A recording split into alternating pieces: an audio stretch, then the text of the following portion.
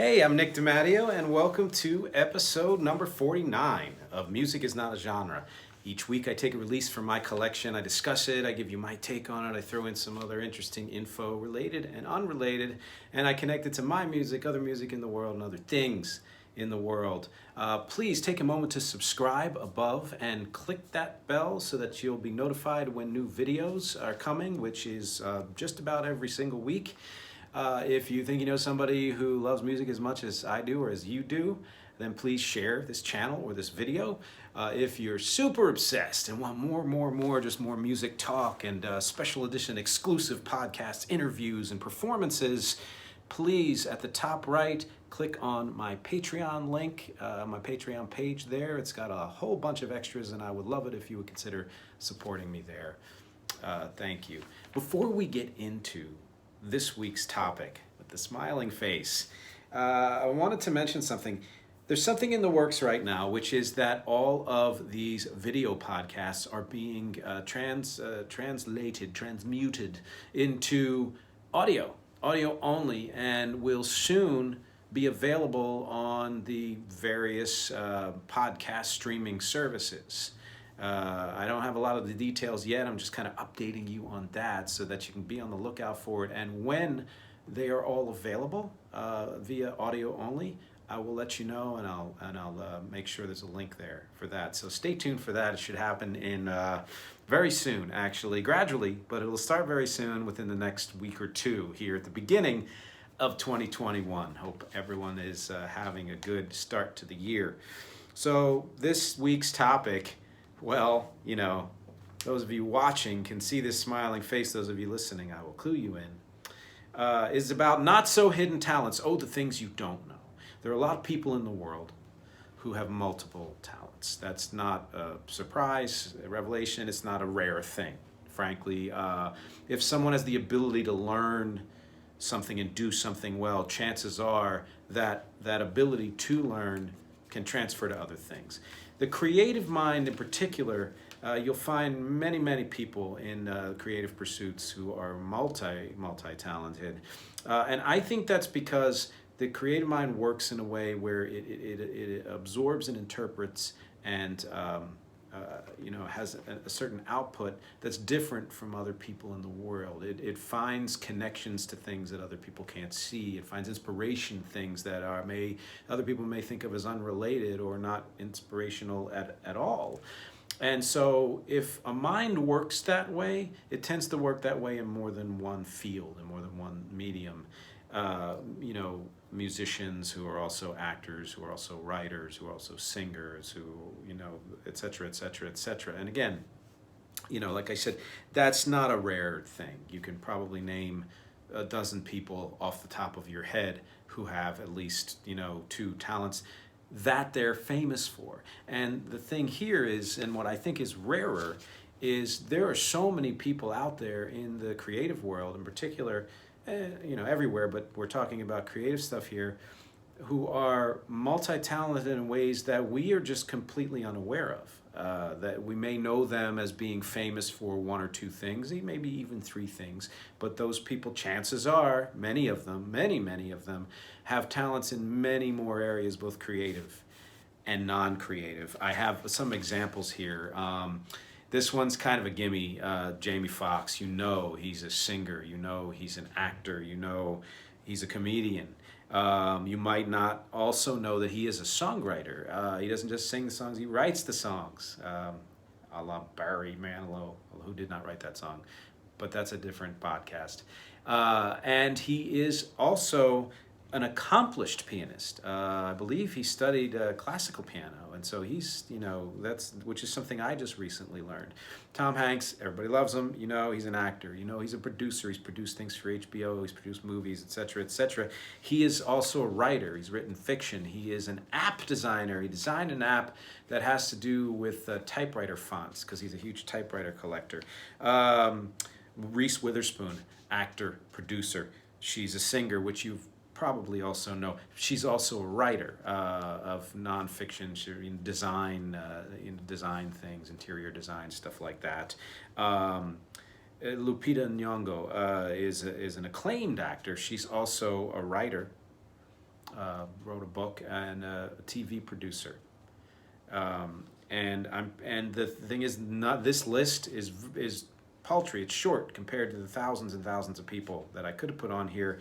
And not only that, it doesn't include any of these people's non-creative talents, such as work in business, creating businesses, their work in charity and political activism and all of those things. And these are just like, restless people with many talents who want to find many different ways to make the world a better place or to bring joy to the world, right? And among that group, getting to this week's actual topic with this album here is Shaun Cassidy. So a little history, right? If you know him at all, then chances are you are above a certain age. Yes, which I am. And secondly, if you do know him, you probably know him for a few things, such as he is David Cassidy's younger brother. He co-starred in Hardy Boys' Nancy Drew Mysteries in the 1970s. Or you might know him as a pop singer, which is what this is all about here. This album was his first of several albums that he put out in the 70s and I guess from the mid-70s and mid-80s. But believe it or not, and this is the whole point of this topic this week, he's done way more than all of that. And I'm going to talk about that a little later. But first, let's just get into the music here, because why else are we here, right? Well, I loved this album. There's no other way to put it. I loved it so much that there was a poster included inside this LP, which sadly I no longer have, that I had on my bedroom closet door. I don't know, I don't remember that well why, other than I loved this album. And I think it was because he did a cover version of the Crystals' The Do Run Run, and I really, really liked that cover. And the album in general was kind of just pop, pop music, and I've always been into pop music. Now, granted, I was 7 at the time, 7 and 8, and that might have had a hand in why I would have liked like this, but I still like it, and I still have that taste deep inside of me, because let's face it, no matter how old we get, no matter how far we try to run from our preteen taste, they're still there. That's a warning to you, you hear me? So anyway, back to and I suggest listening to this. It's diverting. It's very enjoyable, as are I think his next couple of albums. But we're getting to that, right? So yes, back to the main thread. I remember vaguely learning of Shaun through knowing his brother David from the Partridge Family. I watched every episode of Hardy Boys with him and Parker Stevenson, who I also really liked. And I was, again, like I said, totally into this debut album. But then, I got older and my tastes changed or expanded, let's say. And his TV show ended in 79, and I kind of lost interest in general. And he went and did kind of some disparate things that I didn't follow. I didn't really, catch on to any more of his music. I didn't watch a lot of what else he was in, which he did do a bunch of things on television. He was in a TV version of the movie Breaking Away, and he had TV guest spots, and then he switched to stage, which at the time I was nowhere near New York or LA, so I didn't see any of it and wouldn't have known of it, frankly. But he was fairly successful in that too. But a lot of time passed before I had any reason to think of Mr. Shaun Cassidy. In fact, it was about I'm gonna say like a million years later, or over 15 years from the last time I had thought of him, most likely, that I heard his name again. And this was in like 1995. A new TV show that was critically acclaimed came out called American Gothic, and it turns out he was the creator of that and writer and producer of that show. And I had no idea that he had been developing a career as a creator, writer, and producer in television. Like I said, I didn't watch it, but it made me kind of follow what he was doing a little more. Like, oh yeah, I remember that guy from when I was a kid, and wow, he's doing this now? Geez, I thought He just did all those other things. And then a couple years later, in '97, he did another TV show called Roar, starring a young, unknown, dynamic actor named Heath Ledger, and which was the first time I had ever seen or heard of Heath Ledger, and I fell in love with that show. I think it only aired maybe 8 episodes or something like that. It was canceled very quickly. I think it was in a way ahead of its time because a lot of shows came afterwards in the 2000s that were similar to that. It was set in the 400s AD, I believe, in medieval Ireland and all this stuff. So if you can find the episodes, I say look it up if you're a Heath Ledger fan, or if you want to know more about the kind of stuff that Shaun Cassidy did, because he did indeed create, write, and produce that show as well. And he's been doing that ever since, straight up to the current TV show, New Amsterdam, for which he's written several episodes. And you know, I keep looking out for things that he's done, because I admire anybody who doesn't feel like they need to stick to the one thing that they do or the one thing that they're known for. Whether you end up being good at this other thing or not, or successful at it or not, or famous for it or not, and those are 3 different things. Make money at it, now that's, you know, I guess success is in a certain way. Doesn't matter. It's the fact that you're trying it, that you're branching out, trying to do other things, right? And this is something, and it's because I read this book by David Epstein called Range, and it basically was advocating for people being good at more than one thing and not being so narrowly focused, that there are very few professions or skills that require or benefit from a narrow focus, that most professions and skills in the world actually benefit from a broader focus, from a broader range of skills and interests and pursuits.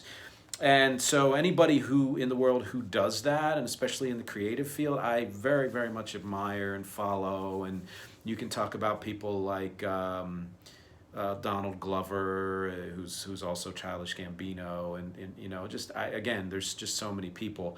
Jennifer Lopez is a famous one, and you know there's a bravery, but there's a restlessness, and you know, I admire them in part because I've spent my life not really being able to do one thing. I grew up in a musical household and been a musician since probably before I could complete full sentences. It's actually documented to be true. And, you know, I call that being a polymath, which if you've been following along, you know I wrote a song about that. You know, and that other than this podcast, which thank you for listening to, which is all about music and is in part done to promote my own music, for which I'm a singer, songwriter, performer, producer, engineer, and all of that stuff. I am also a voice actor. I do voiceovers for commercials, for film, for video games. Below, and one of the links is my voice over reel, or you can go to my website, nickdimatteo.com/voice, and you can see a bunch of other things I've done for commercials like Ozempic or Connect 4. I've done World of Warcraft, things like that. I'm also an actor too, stage. I've done a lot of stage in New York and Philadelphia. I've done some TV, and I've done some film, including an upcoming film, the prequel, The Sopranos, called The Many Saints of Newark. I had a featured role in that, which was really exciting. And you can see some of that on my website, nickdimatteo.com, I believe /acting, but just go to nickdimatteo.com and check the tabs up top. I'm also a writer. I've written fiction, I've written nonfiction, I've written poetry, and I am a graphic artist as well. And as you can see, this shirt here is part of the company that Catherine Lynn and I own, Snark Shirts by Feek. I designed this long time ago, this maybe not so long ago, but all the shirts have graphic designs that, you know, I initiated and you know, had a huge part in. And I'm also a photographer, and I just put this book out on Etsy. So if you want to look for it on Demadio Visual, it's a photo series book which has some writing in it, which has a little bit of kind of almost poetry in it, or you know, word association kind of thing with each photo. It tells a story, you know. But of course, my main thing, as always, is the music, and this is the complete collection of The Weird Objective, which is the 5 albums that I put out in 2020, culminating with Synergy for the Weird, which is now out everywhere. It just came out on all streaming platforms across the world. And that is the first link that you'll see below. I made a landing page for this where you can listen to all of the tracks in one place. Make it easy, you know. And or if you have a streaming service you prefer, you can find it there too. And many of the links are on that landing page. The link to this book, is also there. And there's, you know, the link to Snark Shirts by Feek is there. Please, you know, check out all these links below and let me know what you think. I always appreciate feedback and appreciate sharing things, you know, vice versa. What about you? Do you have multi-talents? Are you somebody who has a talent that people don't know about, that either you wish they did or you don't care, you just enjoy it, it doesn't matter? I have a friend who's great at teaching. He's great mathematician and good at editing, like book editing, but he's also a blues guitarist, you know, so things like that. That's not something he wants to pursue as a profession, but it's an extra talent that he has and that he's developed because of how much he loves that kind of music. Do you remember Shaun Cassidy? Do you remember anything that he did? Did you know about the other stuff that he's done already? Do you know of other people you were surprised to hear had a different talent that you couldn't believe, you know, or that you were like, oh, wow, yeah, I could see how that could be, like Jim Carrey, you know, he's a comedian, he's an actor, producer, and all that stuff, but he's also a visual artist, you know, and that's something that I learned about a few years ago, but it was somewhat of a surprise, and his stuff's kind of cool, you know. Or are there people that you follow because they're multi-talented? That's you know, something that you're into and you kind of get a kick out of that. I want to know all of this because, as always, I want to hear from you. My objectives here are music, conversation, and connection. Thank you so much for listening, and if you're watching as well, for watching, for reading, for clicking and listening to the music and sharing. And I will see you next time.